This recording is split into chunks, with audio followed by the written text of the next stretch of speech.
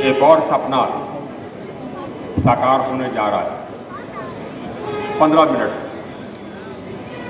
वैसे तो ट्रेन के आने का सही समय रखा गया, सही समय है 8:36, लेकिन मैंने DRM साहब से निवेदन किया कि उसको 8-9 मिनट अभी थोड़ा धीरे से लावें ताकि हम लोगों को भाषण देने का अवसर मिल जाए।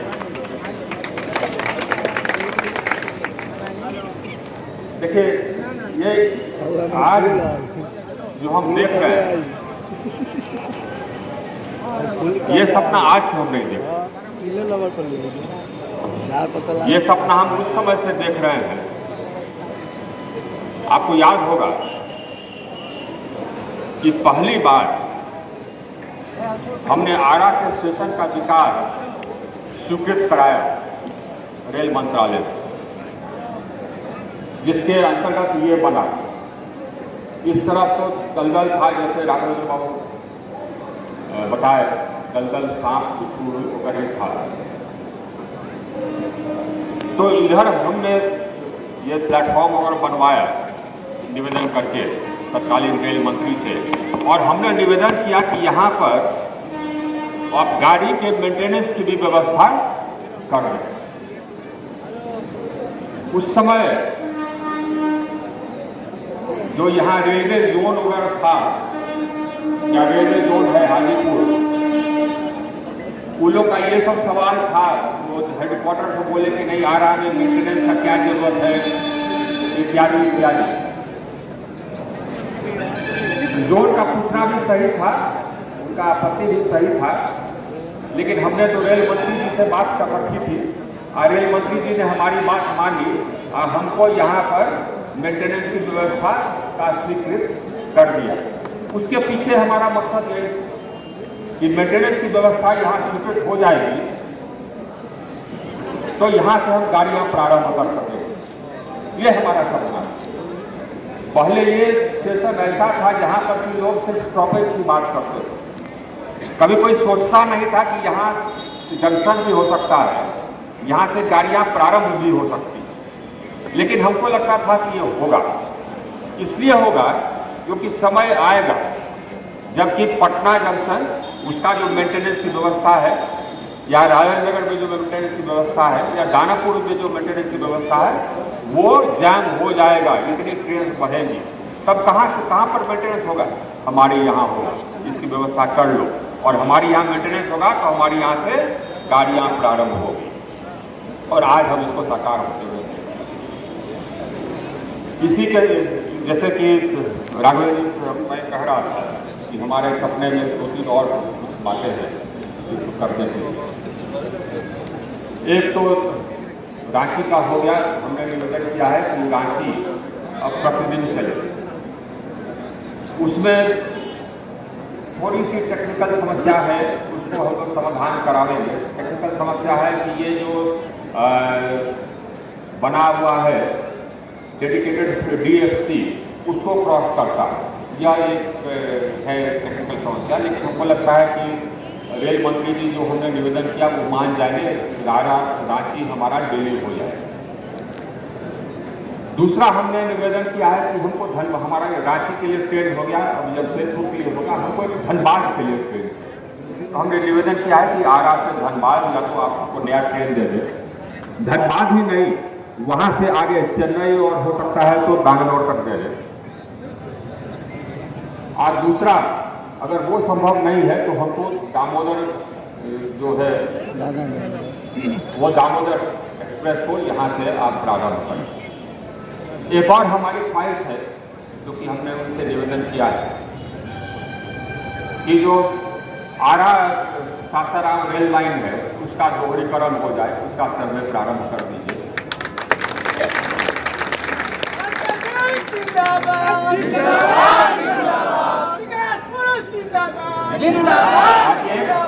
और एक ट्रेन है राजेंद्र नगर हावड़ा, तो वो भी हमने निवेदन किया है कि वो भी आप हमको दे दें। हमको लगता है कि धीरे धीरे हमको यहाँ से चलने के लिए हमारे जो लोग जहाँ कहीं भी जाते हैं वहाँ के लिए हमको ट्रेन उपलब्ध हो जाए।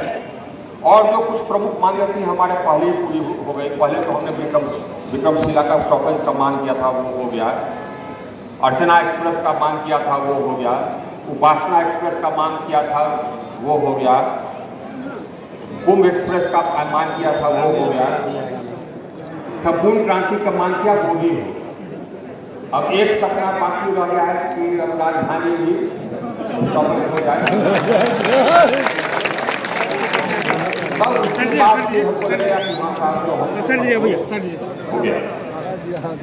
एक हमने गडकरी जी से ये कहा है, इसका कि उल्लेख राघवेंद्र जी का है।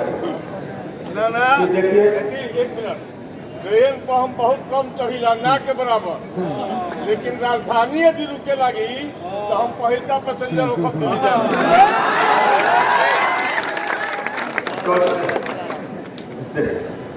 आज करते हैं, अरे प्रयास हमारा रहेगा।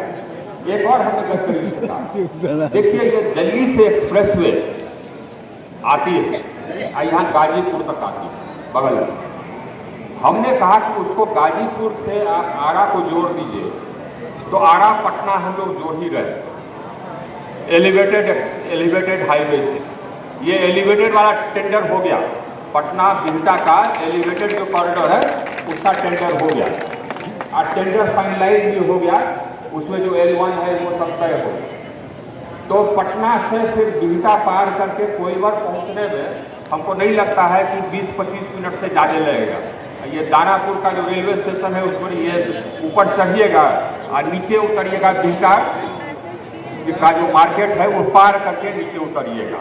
आप बीच में ना कोई रिक्शा होगा, ना टेम्पो होगा, ना कुछ होगा, सीधे आप तेजी से ऊपर से चढ़ करके नीचे उतर जाइएगा। 20-25 मिनट में पटना से आप पहुंच जाइएगा कोइलवर पुल तक। और कोइलवर पुल पार करिए, 6 लेन पुल हो गया है। उसके बाद हमने कहा कि यहाँ से आप एक्सप्रेसवे जोड़ दिए गाजीपुर, तो क्या होगा कि पटना के लोग को भी एक्सप्रेसवे उपलब्ध हो जाएगा। पटना से सीधे चलेगा कोई गाड़ी लेकर के और दिल्ली पहुँच जाएगा 9 घंटा 10 घंटा। आरा से चलेगा तो दिल्ली पहुँच जाएगा 7 घंटा या 8 घंटा। ये हो जाएगा तो पूरे बिहार का विकास हो जाएगा। इसके पहले आज से हमको लगता है 4 साल पहले, 5 साल पहले गडकरी जी आए, एक आयोजन था जिसमें प्रधानमंत्री जी भी आए थे।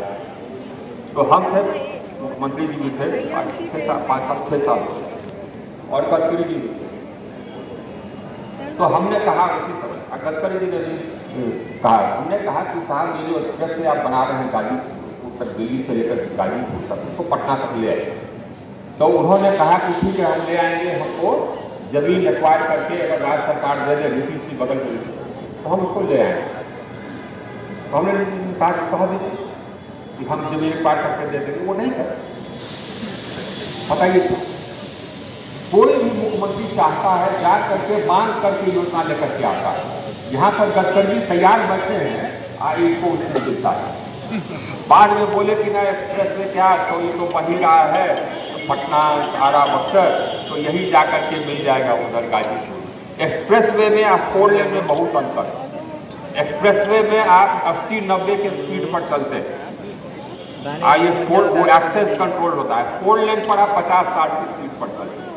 दिल्ली पहुंचते 4-5 घंटे काम करता है। और भविष्य है एक्सप्रेस वे, लेकिन गति से को चिंता हो तब। यही एक बात नहीं, बिहटा में हवाई अड्डा आना, आप सोचिए बिहटा में हवाई अड्डा आ जाएगा, बड़ा हवाई अड्डा बनेगा।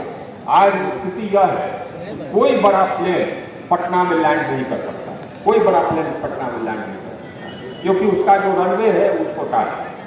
इस रनवे पर लैंड करने के लिए भी पायलट को जरूरत होता है, तो उसको धाम से होता है। आप लोग देखते होंगे कि लैंडिंग जो होता है धाम से होता है, क्योंकि रनवे छोटा है। तो बिहटा आने का प्लान हुआ कि बिहटा में ले आया जाए। उसको और लंबा करना था, क्योंकि आगे का जो जहाज होंगे बड़े बड़े होंगे, उसके लिए कुछ जमीन एक्वायर करना। ये जमीन एक्वायर करके नहीं गए, तो वहाँ का जो सिविल एविएशन मिनिस्ट्री है वो भी यहाँ पर एयरपोर्ट नहीं ला रहा है। हमारा भी इंटरेस्ट है कि बिहटा में अगर हवाई अड्डा आ जाएगा तो किसके लिए अच्छा होगा? हम लोग के लिए अच्छा होगा। हम लोग समझिए कि राजधानी के बीच में हो जाएंगे। तो हमने पूछा ज्योतिरादित्य सिंधिया से, जो कि जहाज ये सिविल एविएशन का मंत्री, हमने कहा काहे नहीं कर रहे? तो बोले कि साहब हम कभी नहीं करेंगे। बोले क्यों भाई? तो हम आपके मुख्यमंत्री को टेलीफोन लगाते हैं, ये टेलीफोन पर नहीं आते हैं। आप सोचिए कि केंद्रीय मंत्री टेलीफोन कर रहा है, यहाँ बड़ा हवाई अड्डा बनाना है, बिहार को फायदा होगा, आप मुख्यमंत्री को समय नहीं है। बोले तो एक बार नहीं हुआ है, 3-4 बार हुआ, फोन किए वो आते ही नहीं, आज जमीन एक्वायर करके नहीं देते। आप ये बताइए, ये कभी आप सोचे हैं कि इस प्रकार का कोई मुख्यमंत्री हो जो विकास नहीं चाहे?